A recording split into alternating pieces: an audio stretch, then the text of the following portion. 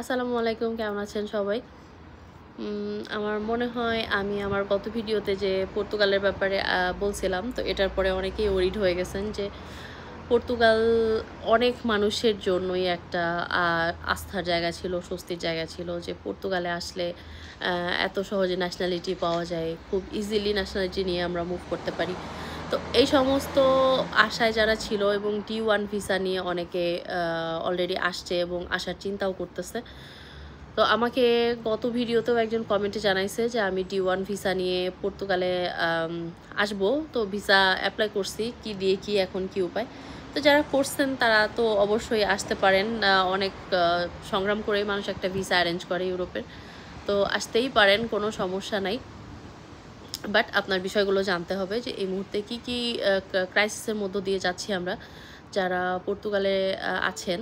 যেমন আমরা বেশ পুরানো, আমাদের অলরেডি ওই ভাড়াটা কেটে গেছে আলহামদুলিল্লাহ। বাট যারা এই মুহূর্তে ফেসে গেছে বিপদে, যেমন 3 বছর 4 বছর ধরে তাদের রেজিডেন্স কার্ড 3-4 বছর বয়স, হয়তো আর 1 বছর গেলেই তারা অ্যাপ্লাই করতে এলিজিবল হয়ে যেত, এরকম একটা সময় হুট করে ঘোষণা আসছে, এরকম একটা অবস্থা যে না, এখন থেকে 10 ইয়ার্স লাগবে ন্যাশনালিটি অ্যাপ্লাই করতে। এছাড়াও বাচ্চার যে জন্মসূত্রে বাবা মার সেফ এন্ট্রি থাকলেই যে ইয়া হয়ে যেত, বাচ্চা ন্যাশনালিটি হয়ে যেত এবং সরাসরি হয়ে যেত, এগুলো সব কিছু চেঞ্জ হয়ে গেছে, অনেক কিছু চেঞ্জ হয়ে গেছে, যেটার কারণে অনেকেই ফ্রাস্ট্রেটেড। এবং আমাদের এক ভাই, দুই ভাই মারা গেছে শুনলাম, একজন ইন্ডিয়ান, হয়তো একজন বাঙালি, একজন আত্মহত্যা করছেন এবং একজন কি বলে একজন হচ্ছে স্ট্রোক করে মারা গেছে। এবং প্রচুর পরিমাণে মানুষ স্ট্রোক করে মারা যাচ্ছে শুধুমাত্র এইসব টেনশানে। একে তো এখানে জব ক্রাইসিস, হাউজিং ক্রাইসিস, এরপরে যে হচ্ছে তারা আশায় ছিল কষ্টে সৃষ্টে থেকে ন্যাশনালিটিটা নিয়ে চলে যাব, কিন্তু সেটাতেও যখন তাদের মানে আশায় আসলে আশাহত হয়েছে, তখন তারা আসলে কোনো কুল কিনারা না পেয়ে এরকম করতেছে। তো সেই জন্যই আমি বলতেছি, নতুন যারা আসবেন অনেক চিন্তা ভাবনা করে আসবেন। বিকল্প পথ যদি আপনারা মনে করেন পর্তুগালে থাকবো না, সেক্ষেত্রে বিকল্প পথ হিসাবে এখন সব থেকে বেস্ট হচ্ছে স্পেন। তো অনেকে আছেন যারা প্রথমের দিকের কার্ড পাইছে, তারা 8-10 বছর ওয়েট না করে, অনেকেই আমার পরিচিত যারা স্পেন চলে গেছে। স্পেন এই মুহূর্তে একটা খুব ভালো অপশন হতে পারে, কিন্তু আপনাদের মাথায় রাখতে হবে যে স্পেন গেলেও কিন্তু এই মুহূর্তে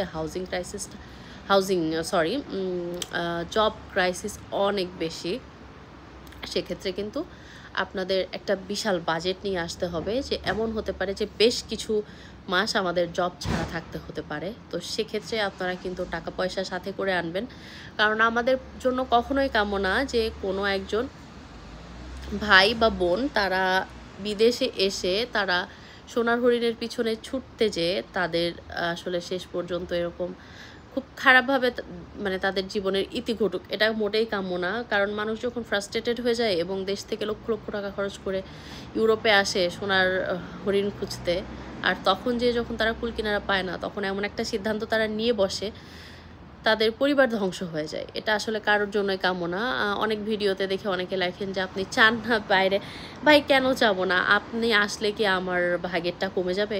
মোটেই না। তো এটা আসলে বলাও ঠিক না। আপনারা যে ধরনের কথাবার্তা বলেন, এটা আসলে ঠিক না। আমি চাই না যে এরকম হোক। আমি সব ধরনের ওয়ে যতটুকু আমি জানি আমি অতটুকু আপনাদের সাথে শেয়ার করি। কিন্তু আমার যেটার পজিটিভ সাইড আমি বলতেছি, সেটার নেগেটিভ সাইডটাও তো আমাকে বলে দিতে হবে। আপনারা যে এমনকি যে কোনো ভিসায় অবৈধভাবে যে কোনোভাবে আপনারা কিন্তু স্পেনে এসে লিগ্যাল হইতে পারবেন, এটা আমি এর আগেও বলছি। তো এটার সাথে সাথে এটার যে অ্যাডভান্টেজ সাথে ডিসঅ্যাডভান্টেজ, ওটা আমাকে বলতে হবে না? তো আপনারা এখন এই মুহূর্তে ইউরোপের মধ্যে একমাত্র স্পেনই এই সুবিধাটা দিচ্ছে, তাছাড়া কিন্তু বেশিরভাগ কান্ট্রিতেই নিয়ম এখন স্ট্রিক্ট করে ফেলছে অনেক বেশি। তারা আসলে ইমিগ্রেন্ট পছন্দ করতেছে না। এবং কি বলবো, বাকিটা আর নাই বলি, আপনারা যারা আসবেন বুঝেই যাবেন। এই মুহূর্তে আমরাও কিন্তু আগে যতটা শান্তিতে ছিলাম, এখানে অতটা শান্তিতে আমরা নাই।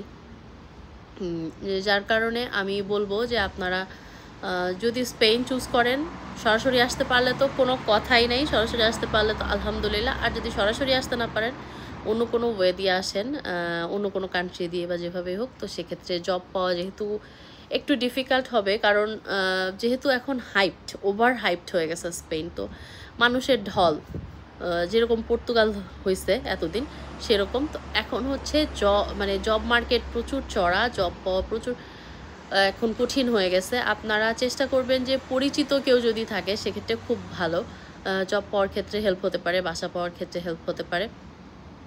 আর আপনারা যদি স্পেনে আসেনও, আপনারা রেজিডেন্স কার্ডের অ্যাপ্লাই বা যে কোনো কাগজপত্রের কাজ টাকা যদি খরচও হয়, আপনারা হচ্ছে যে কোনো সলিসিটর দিয়ে করার চেষ্টা করবেন। আপনারা কোনো মানে দালালের মাধ্যমে করবেন না, সেক্ষেত্রে অনেক ক্ষেত্রেই আপনাদের কিন্তু ক্ষতি হতে পারে, টাকা অনেক বেশি যেতে পারে। অনেকে আমাকে বলছে যে এত টাকা অত টাকা লাগে, এগুলার কিন্তু শুধুমাত্র কারণ ওই থার্ড পার্টির মাধ্যমে কাজ করা। তো তারা তো অবশ্যই ব্যবসা করবে আপনার সঙ্গে, না যেটা লাগবে তারা ডাবল ট্রিপল টাকা আপনার কাছ থেকে নিবে।